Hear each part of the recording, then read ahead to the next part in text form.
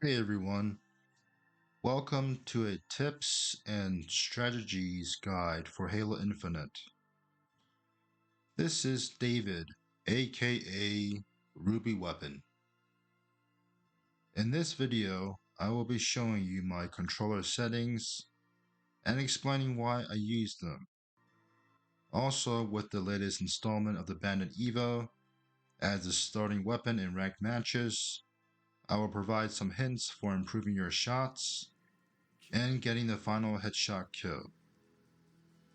Then I will give some general in-game advice for working together as a team and winning 1 versus 1 and 1 versus 2 gunfights, and for those who want to earn the triple and overkill medals.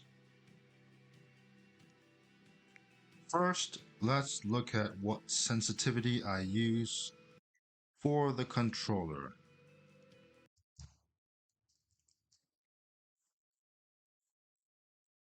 I have played Halo Infinite on Steam PC with the PS4 controller, but now I mainly play on the Xbox Series X with the Xbox controller. I use the legacy button layout. I find that the left thumbstick to sprint is a lot easier for me. As for the axial settings, I have them set to the middle so they can be easily adjusted by increasing or decreasing one notch. I find that setting one of them to a max or min threshold is bad because then you only have one direction for adjustment if you need to minimally change your sensitivity. Sometimes I lower my sensitivity a little bit when I feel like my aim is off during a fresh new game. Then I turn it back to my original settings when I feel more combat ready. I do this usually by increasing my actual dead zone by one notch.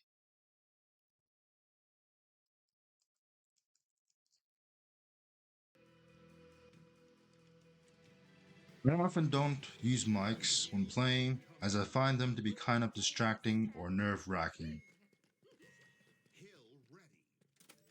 My playstyle is based on preempting the enemy with grenades, understanding how to cover my teammates, and having them easily clean up after I go down. With a lower sensitivity than most competitive players, I find my shots are more accurate and allow me to headshot kill more effectively. This means turning slower, but I compensate for that by having an awareness of where my enemies are and where my teammates are as well.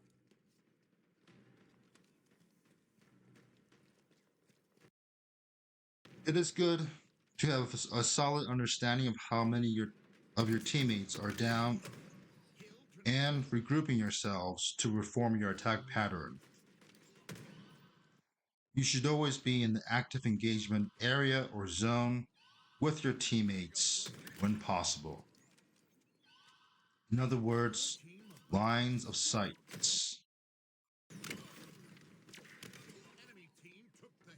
This involves a teammate getting the assist while the other one getting the kill.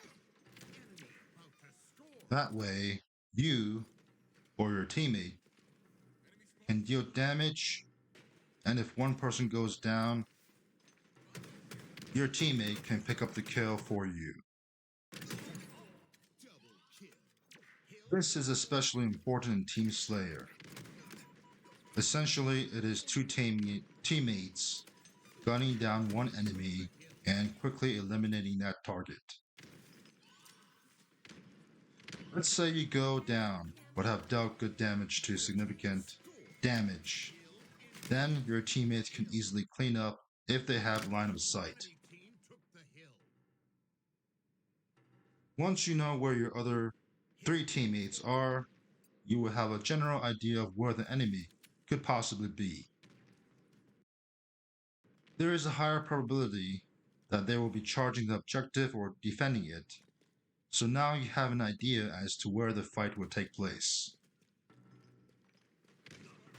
This will allow you to preempt them, or to know you should be grenading beforehand. I encourage you to use your full arsenal, especially your grenades, because those give you an advantage in 1v1 or 2v1, even 3v1 situations with 2 grenades. Think of them as mini rockets. But be careful and aware to not damage your teammates, especially with grenades, because your teammates will become 1 shot or 2. Even shooting your teammate by accident can cause them to lose the gunfight. So choose your shots wisely. Another thing to note is that melee should be last option and is usually used in trade-off situations. If your shots are accurate and on target, don't go for melee because you will get enemy meleeed as well, leaving you to possibly go down or becoming one-shotted.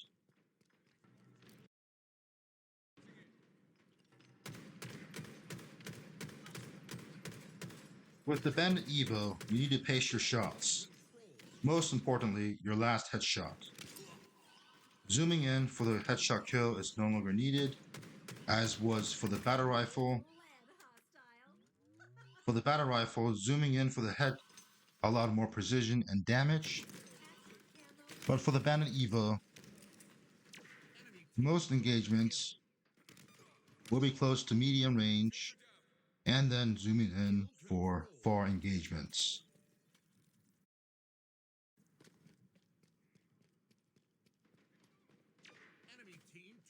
Sidestepping is very effective as an evasive maneuver, but I find that jumping can be very good because it is more difficult to aim with the Bandit Evo than with the BR.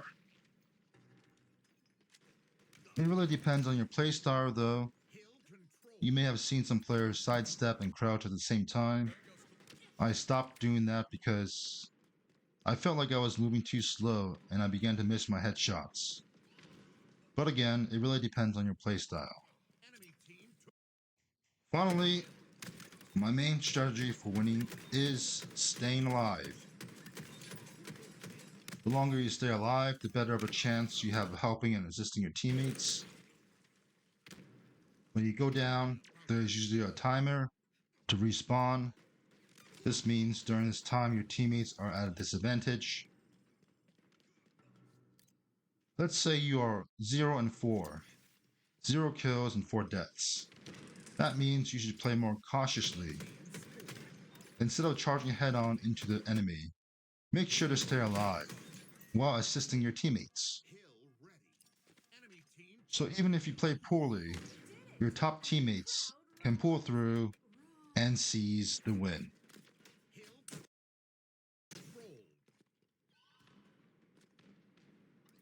That's all I have for tips and strategy in Halo Infinite.